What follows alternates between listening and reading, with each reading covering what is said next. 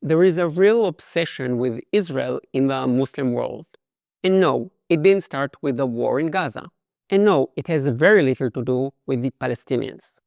Think about it. Iran is 2,000 kilometers away from Israel. There are two countries in between itself and Israel. The Iranians are not even Arabs, and their leaders have been publicly calling for the destruction of Israel for decades. And if you think that they care about the Palestinians, you couldn't be more wrong. The Iranians have killed about 1 million Arabs over the last 40 years in conflicts with Iraq, Syria, and Yemen. And speaking of Yemen, a country that is more than 1,000 kilometers away from Israel, what do the Houthis have on their flag? Death to Israel and death to the Jews. The biggest conflict in the Middle East today is the war in Yemen. About 500,000 people have died there. But you don't see any demonstrations in Muslim countries or Muslim communities. Look at Al Jazeera's headline today, and this one from yesterday, and the day before, and the day before, and so on. According to Al Jazeera, the only thing that is happening in the world is Israel killing civilians. Sometimes I wonder how many Yemenites need to die for the pro-Arab students in the US to start protesting. 500,000 deaths, not enough? Would 1 million, 2 million get them onto the streets? How many Muslims need to be killed by other Muslims for Muslims to start talk about it half as much as they talk about Israel? You don't need to go too far to check if I'm right or not. Take a look at the YouTube channels of Muslim commentators, such as Muhammad Hijab, Mahdi Hassan, Bassem Yusuf, The Muslim Skeptic, Smile Tujana. They are all obsessed with Israel and the Jews. 0% of them are talking about the biggest conflicts in the Middle East today, Yemen and Syria. If you follow the Arab and Muslim media, you'll be forgiven for thinking that Israel is the size of Asia. Now, this is not the first political video I've made, so I already know what some of the comments will be. Two wrongs don't make a right. Israel must stop the genocide. First of all, there is no genocide, and I invite you to check the numbers. The number of Arabs in Gaza and the West Bank and from the river to the sea has risen. If you want to talk about genocide, look at the numbers of Jews, Christians, Hindus, and all other minorities in all Muslim countries.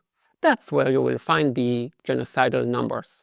But don't just take me at my word. After all, I'm just a hardcore Zionist with a thick Hebrew accent. Check the number of Christians and Jews living in Lebanon, Syria, Iraq, or Iran today compared to 50 years ago.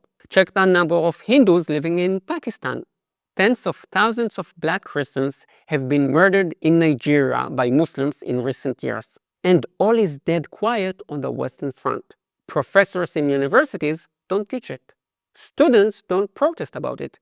And the media doesn't report on it. If there is an accident and one person dies and people are outraged and take part in demonstrations or even riots, and there is another accident on the other side of the road and 100 people die and no one ever talks about it, then it raises an interesting question. Why? Why do Palestinians get 100 times or 1,000 times more attention than anyone else? Allow me to solve this mystery. The answer is that it has nothing to do with the Palestinians and everything to do with Israel and the Jews. In this video, I will be explaining what is lurking behind this obsession. I will start off with religion and history. Muslim society is highly religious. In the West, religion plays no role in politics. But just because you live in a secular state, it doesn't mean that everyone else does. Here is a quick example. Hamas is the leading political movement in Palestinian society. The Hamas constitution states that Israel will exist until Islam wipes it out. Islam, by the way, is mentioned 136 times in their document. And the words Palestinian state are mentioned a total of 0 times. And to those who say that every religion has its extremists, I invite you to take a part in a challenge. I will go to the most extreme Jewish settlements and ultra-Orthodox communities, stand in the main square and shout that there is no God and the Bible is nonsense and that King David is a joke. And you will do the same but in Muslim communities and shout about Islam, the Quran, and Muhammad. I proposed the same challenge to Hassan Abi, a prominent streamer who made a video attempt to debunk one of mine, but he didn't reply. I wonder why. I don't wonder why. I know, as you too know, that Muslim society is way more religious and way more violent. So, in the Muslim worldview, Islam came along to replace Judaism and Christianity. And you can see this in every aspect of their religion. Where the Jews had a temple in Jerusalem, the Muslim came along and say, no, this is actually where Muhammad ascended to heaven, even though Jerusalem is not even mentioned in the Quran. This is not my Jewish point of view. The Waqf, the Muslim authorities, have confirmed this themselves. A lot of stories in the Quran were taken from the Jewish Bible. Adam, Noah, Abraham, Moses. The Muslims did the same with Jesus, and a lot of churches were turned into mosques. This was a way to demonstrate the superiority of Islam. In the Muslim worldview, all of the world should be Muslim. And for now, it is divided into two: Dar el-Islam, the House of Islam, and Darb el-Harb, the House of War. Darb el-Islam is all the countries that are Muslim. Jews and Christians may be allowed to remain alive, but they are treated as dhimmis, or second-class citizens. And they have to pay an extra tax called jizya. In general, those who aren't Muslims are called kafir, which can be translated as infidels. Those who don't believe must convert or face execution. And if you zoom out and look at all of the Muslim countries as a whole, you will see that there isn't a single minority, religious or ethnic, that is not suffering under Muslim rule. Show me one Muslim country where the Christian population is growing, or the Jewish or Hindu population. Darb el-Harb, the land of war, is all the parts of the world that are not yet Muslim. If what I'm saying is new to you, if you've never heard the terms Dar el-Islam, Dar el-Harb, Dhimmi, Kafir, Jizya, then you know very little. But that is not your fault. You might watch thousands of reports on CNN and BBC and not hear these basic Islamic terms. Let's take a look at the history. From the 7th century on, Islam spread very rapidly, colonizing vast parts of Asia and Africa, and was close to doing the same in Europe.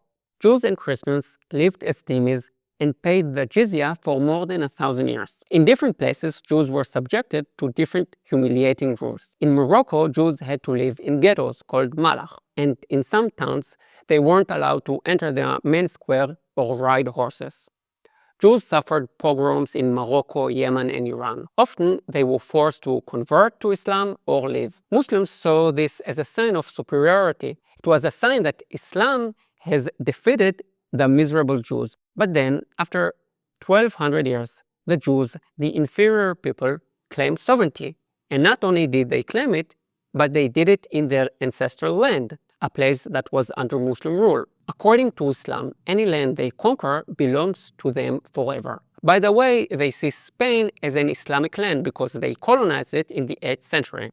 To all my Spanish friends, the West is next, and you will be the first in line. So the Jews didn't claim just any old land, but they came back to their ancestral land, where the Muslims have imposed their own new tradition. So as they see it, those they have defeated are coming back, which drives this obsession. The biggest symbol of this obsession is the Dome of the Rock and the Al-Aqsa compound. If the Jews had their temple there, and then the Muslims said, no, this is actually where Muhammad ascended to heaven, and now the Jews are back, what happens to their holy place? Now, the Jews didn't damage the Temple Mount, and as a gesture of goodwill, the Israelis allowed the Waqf, the Muslim authorities, to stay there.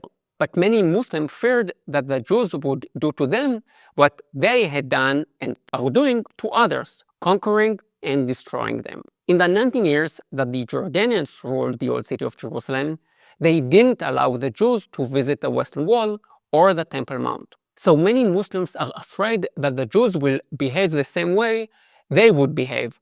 And this is the heart of their obsession. And to that, you need to add that the Jews, the dhimmis, the second-class citizens, are successful, whereas the Muslim world is, well, not in a great place, shall we say. There is no democracy, many internal conflicts, poverty, a lack of innovation. Even Qatar and Dubai, they are rich because they are sitting on huge reserves of oil. So they build the tallest building, the biggest shopping mall, and an 8-star hotel. Wow, but they are all extreme Muslim dictatorships. What I find astonishing is not only the obsession they have with Israel, but also the way they blame the West for all their problems. All the Muslim YouTubers I mentioned are living in the West, of course, and are accusing Israel of genocide, apartheid, and ethnic cleansing, all the things that they are doing to Jews and Christians, and they are accusing the West of Islamophobia, right-wing extremists, and colonialism, of course. Yet they don't take a moment to have a good look at their own sick societies. They hate the West and its values, but they all want to live in the West. If you want Sharia law, go to where it is implemented and have fun. Afghanistan is calling. But that's a topic for another video. If you like this video, you will love my new Jerusalem crash course. I won't be going back to guiding anytime soon, so I've packed all my guiding experience in Jerusalem into a single course. It is great. You will get to know Jerusalem and be supporting my political videos at the same time.